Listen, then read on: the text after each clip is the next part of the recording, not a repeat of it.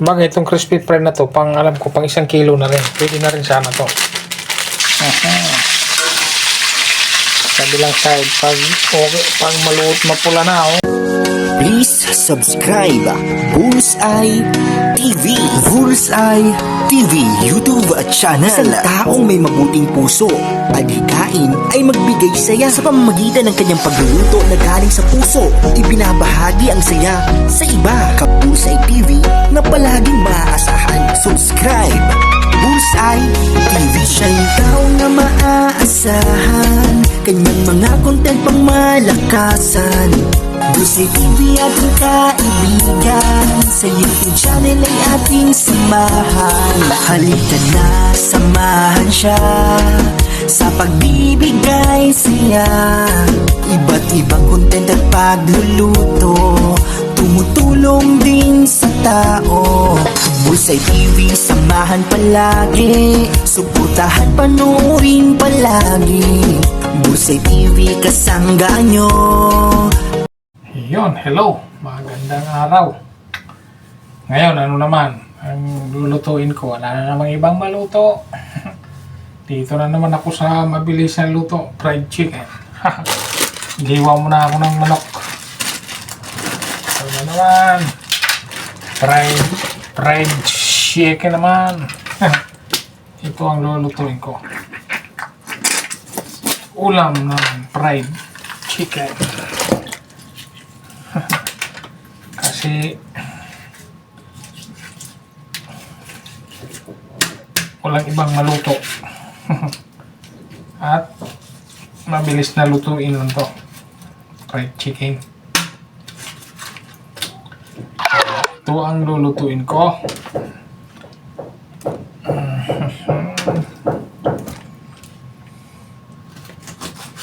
Kuhain ko lang ng medyo malilit lang na hiwa. Merong lagyan ng konting crispy fry at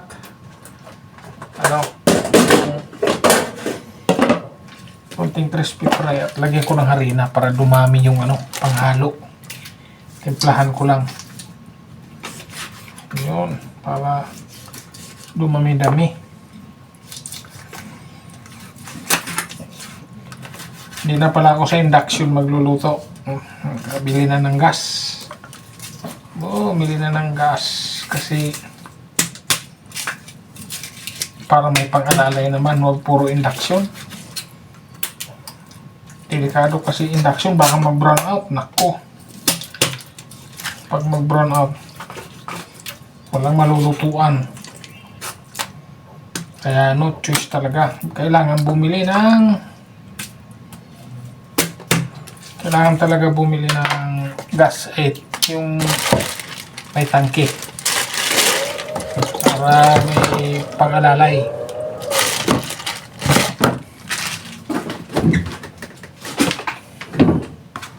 Konti lang lutuin ko, ilang peraso lang,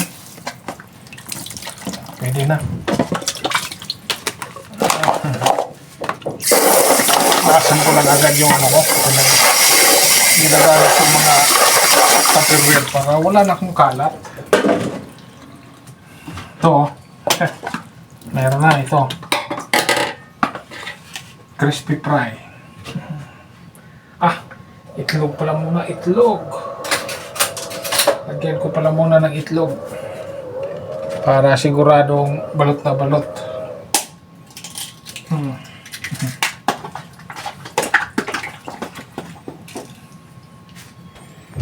Ito, meron akong crispy fry.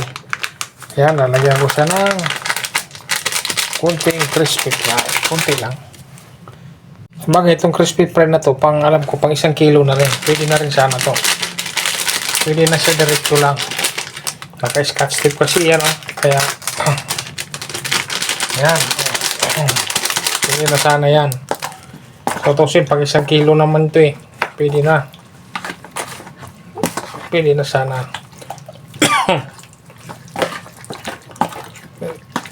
Okay na nga pala, kahit hindi ko nalagyan ng harina. Hindi ko nalagyan ng harina. Okay na yan. Ito na lalagyan.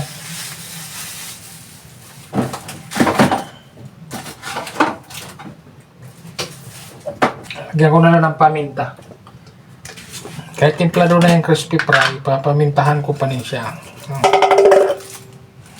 Ayan o.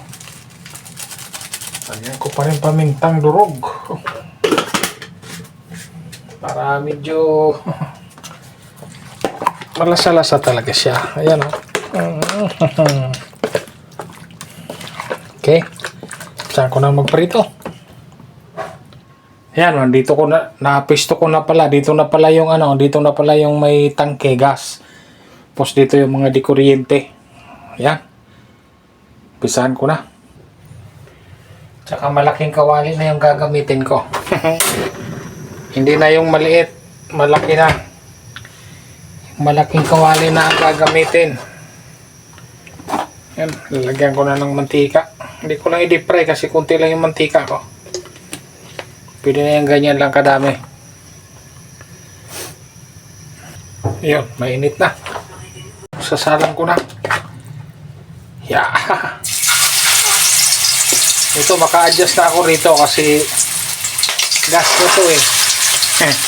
Hindi na to induction. Mabantayan ko na to kung masunog o hindi. Pag hindi ko mabantayan, wala, kawawa pa rin.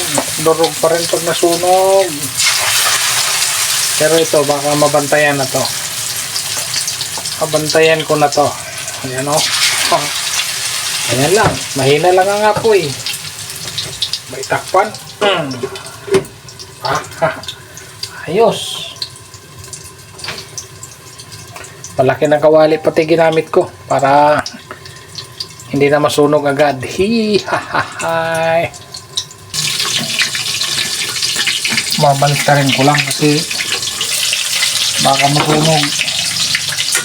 Kailangan mabantayan. Ayan. Ayan, baka masunog agad yung breading.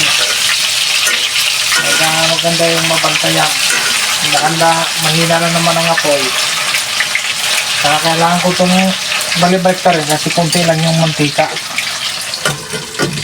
Okay. Ayos na yan. Dahan-dahan lang ang apoy. Para siguradong sure ball na luto. Luto talaga.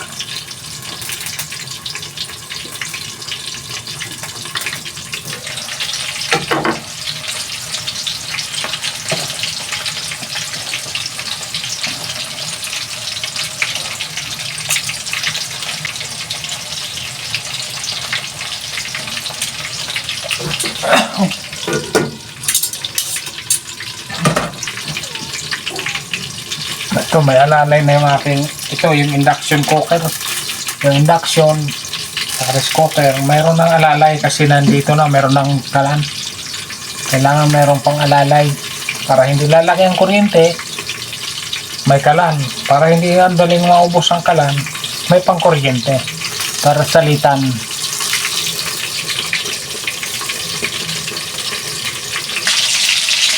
Yun, ito rin to. Pagkaluto nitong pag may pula na tong kabilang side, luto na to, okay na to. Ayan o. Kabilang side, pag maluot mapula na pwede na yan.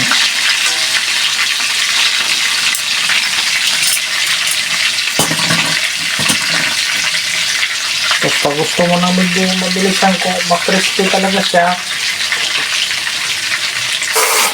crispy lang ang gagawin. Kung gusto mo talagang crispy, ayan, paganyanin mo lang pahingayin mo lang siya. Pahingayin mo lang, tubig lang katapat niyan kung gusto mong makrispy talaga ng husto. Ayan para mabilis siya. Crispy talaga siya.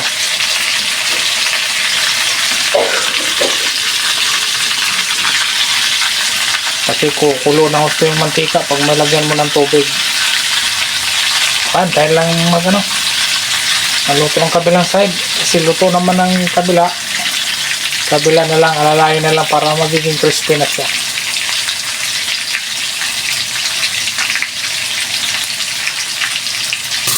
Ano, ang ingay niya nung binilagyan ko ng tubig.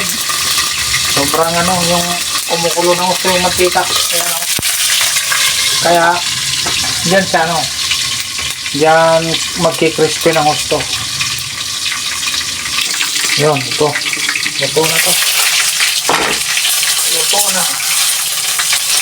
Ayan nga. Oh, okay. Yan, luto na. Oh, yan na lang. Para tumulang mantika. Yan. Sa steamer. Ang steamer, ginawa kong strainer. Yun. Pusa lang naman uli.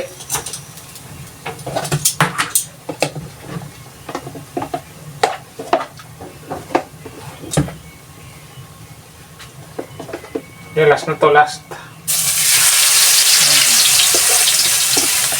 Last na salang.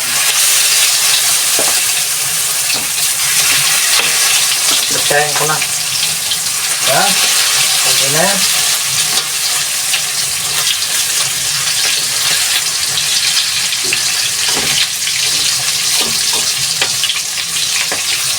Yan.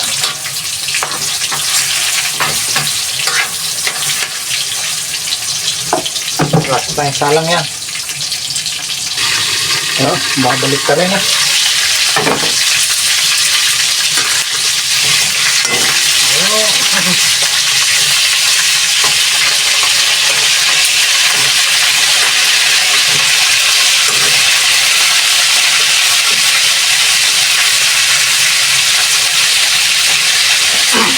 Daming ikot to.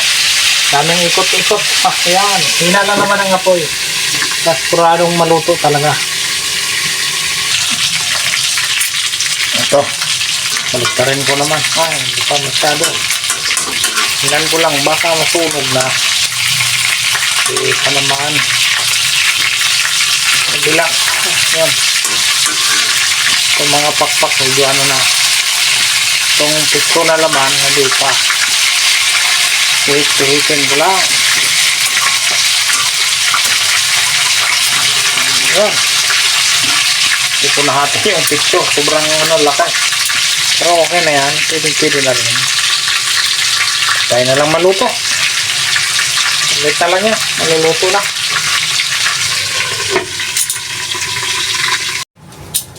Ayun. Ito. Luto na po. Luto na to. Luto na. Pwede na. Luto na siya. Pwede na ang kainan. Okay, hanggang dito na lang. Maraming salamat po sa inyong panonood at ako'y nakaluto na naman ng simpleng ulam, fried chicken. Paborito ng aking dalaga. Okay, hanggang dito na lang po. Maraming salamat at God bless po sa ating lahat. Bye-bye and ingat po tayo palagi.